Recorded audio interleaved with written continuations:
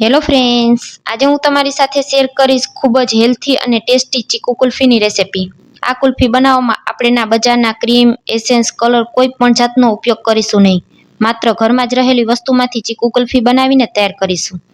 સૌ પહેલાં મેં 250 ગ્રામ આ રીતે પાકેલા ચીકુ લીધેલા છે। ચીકુની છાલ ઉતારી અને તેના આ રીતે નાના ટુકડા કરી લેશું। હવે તેને એક મોટા વાસણમાં ઉમેરી દેશું।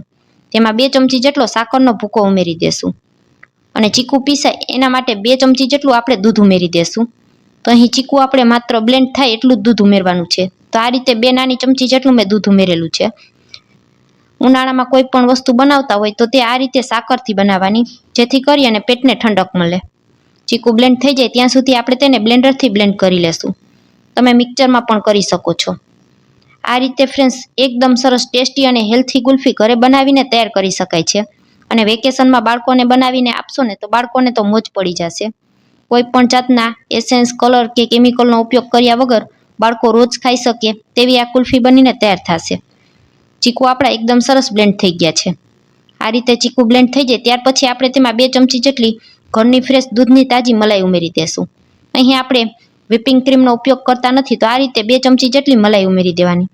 મલાઈના વાટકાને ધોઈ અને 1 ચમચી જેટલું મેં પાણી ઉમેરી દીધું છે।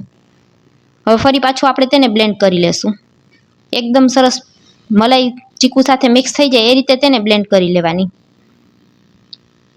એકાદ મિનિટમાં મલાઈ અને ચીકુ એકદમ સરસ મિક્સ થઈ જશે।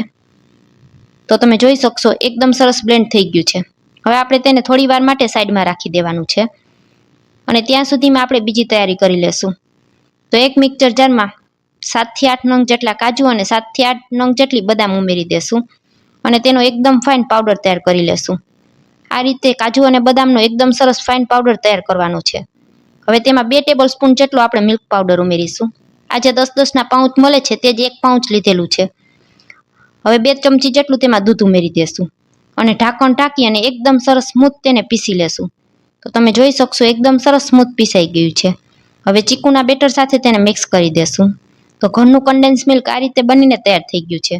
બજારના કોઈ પણ જાતની મોંઘી વસ્તુનો ઉપયોગ કર્યા વગર એકદમ સરસ ક્રીમી આઈસ્ક્રીમ આ રીતે ઘરે બનાવી શકાય છે। હવે બ્લેન્ડરથી ફરી પાછું તેને બ્લેન્ડ કરી લેશું। કાજુ, બદામ અને મિલ્ક પાવડરનું કન્ડેન્સ મિલ્ક ઉમેર્યા પછી આપણી આઈસ્ક્રીમ એકદમ સરસ ક્રીમી બનીને તૈયાર થઈ છે। જેમ જેમ આપણે તેને બ્લેન્ડ કરશું તેમ તેમ એકદમ સરસ ક્રીમી થશે। તમે જોઈ શકશો એકદમ સરસ આઈસ્ક્રીમના બેટરમાં આ રીતે ઉપર ફેણ વરવા લાગ્યા છે। એકાદ મિનિટ સુધી આપણે તેને હજુ પણ બ્લેન્ડ કરી લેશું। હવે આઈસ્ક્રીમનું બેટર આપણું એકદમ સરસ ક્રીમી તૈયાર થઈ ગયું છે। આમાંથી તમે આઈસ્ક્રીમ બનાવીને પણ તૈયાર કરી શકો છો। જો તમારે આઈસ્ક્રીમ બનાવવી હોય તો કોઈ એરટાઇટ ડબ્બામાં ભરી અને 8 કલાક સુધી તેને ફ્રીઝરમાં જમાવી દેશો તો આઈસ્ક્રીમ બનીને તૈયાર થઈ જશે। હું આજે ચીકુ કુલ્ફી બનાવી રહી છું। કુલ્ફી બનાવવા માટે આ રીતે કુલ્ફીનું મોલ્ડ લીધેલું છે। બધામાં થોડું થોડું આપણે કુલ્ફીનું બેટર ભરી દેશું। આ કુલ્ફીનું મોલ્ડ મેં મીશોમાંથી માત્ર 100 રૂપિયામાં લીધેલું છે। એક વખત લઈ અને દર વર્ષે ચાલે છે। તમારી પાસે જો આવું કુલ્ફીનું મોલ્ડ ન હોય તો પણ કઈ રીતે કુલ્ફી જમાવી તે હું તમને વિડીયોમાં આગળ જણાવીશ। તો આ રીતે આટલા બેટરમાંથી આપણી 6 થી 7 કુલ્ફી બનીને તૈયાર થઈ છે। બધા ઉપર આપણે કુલ્ફીની સ્ટીક લગાડી દેશું। હવે આપણી કુલ્ફી જામવા માટે તૈયાર થઈ ગઈ છે। તો આ રીતે થોડી એવી આપણે તેને પછાડી લેશું જેથી કરીને તેમાં હવાના કણ ના ભરાય। હાથેથી આ રીતે થોડું પ્રેસ કરી અને એકદમ સરસ ટાઈટ ફિટ કરી લેશું।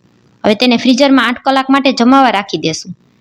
તમારી પાસે કુલ્ફીનું મોલ્ડ ન હોય તો આ રીતે ગોળ ગ્લાસ અથવા ગોળ કપમાં પણ તમે કુલ્ફી જમાવી શકો છો।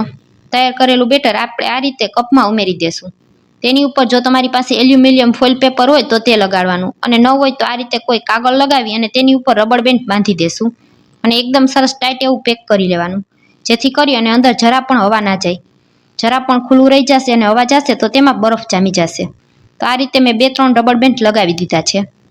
હવે ચાકુની મદદથી ઉપર એક નાનો એવો કટ લગાવી લેશું અને તેમાં આઈસ્ક્રીમ સ્ટીક લગાવી દેશું અને આ કપને આપણે 8 કલાક માટે ફ્રીઝરમાં સેટ થવા માટે રાખી દેશું। 8 કલાકમાં કુલ્ફીની સાથે આ કુલ્ફી પણ એકદમ સરસ જામી જશે। 8 કલાક પછી કુલ્ફીને તમને ડીમોલ્ડ કરીને બતાવું। 8 કલાક જેવો સમય થઈ ગયો છે। હવે આપણે એક પાણીનો ગ્લાસ લીધેલો છે। કુલ્ફીના મોલ્ડને આપણે આ રીતે પાણીમાં બોળી દેવાનું છે।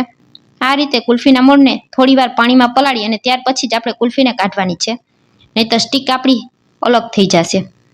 તો પાણીમાં પલાળી અને ત્યાર પછી આપણે તેને હળવા હાથે આ રીતે ખેંચી લેશું। તો તો તમે જોઈ શકશો એકદમ સરસ સહેલાઈથી આપણી કુલ્ફી ડિમોલ્ડ થઈ ગઈ છે. તો છે ને ફ્રેન્ડ્સ, એકદમ ઇઝી રેસિપી. આ રીતે તમે વેકેશનમાં બાળકોને રોજ બનાવીને કુલ્ફી ખવડાવી શકો છો. બહારની કેમિકલવાળી એસેન્સવાળી કુલ્ફી ખવડાવવા કરતાં આ રીતે ઘરે બનાવી અને આપશો તો બાળકો બીમાર પણ નહીં પડે. બધી કુલ્ફીને આપણે આ રીતે પાણીના ગ્લાસમાં બોળતા જશું અને બધી કુલ્ફી આ રીતે કાઢીને તૈયાર કરી લેશું. ફ્રેન્ડ્સ, આજનો વિડીયો પૂરો જોયા પછી તમને સારો લાગે તો વિડીયોને એક લાઇક કરજો, ફ્રેન્ડ્સ અને ફેમિલી સાથે શેર કરજો અને મારી રેસિપીઓ તમને જોવી ગમતી હોય તો મને સપોર્ટ કરવા બદલ મારી ચેનલને સબસ્ક્રાઈબ કરજો. તો તમે જોઈ શકશો એકદમ સરસ ક્રીમી કુલ્ફી બનીને તૈયાર થઈ છે. આપણી કુલ્ફીમાં જરા પણ બરફ જામ્યો નથી, ના ક્રીમ, ના કન્ડેન્સ મિલ્ક, ના એસેન્સ, ના કલર. હવે હું તમને કપની કુલ્ફી પણ કાઢીને બતાવું છું. એ પણ એકદમ પરફેક્ટ બનીને તૈયાર થઈ છે. સૌ પહેલાં આપણે તેમાં વીટેલું રબડ કાઢી લેશું અને ત્યાર પછી ઉપર લગાવેલો કાગળ કાઢી લેશું. હવે તેને પણ આપણે થોડી વાર માટે પાણીમાં પલાળવાની છે. કુલ્ફી બનાવતી સમયે હંમેશા આ રીતે કુલ્ફીને ડિમોલ્ડ કરતી સમયે પાણીમાં પલાળીને જ કાઢવાની, જેથી કરીને તે સહેલાઈથી નીકળી જશે. તો તમે જોઈ શકશો કપની કુલ્ફી પણ એકદમ સરસ પરફેક્ટ બનીને તૈયાર થઈ છે.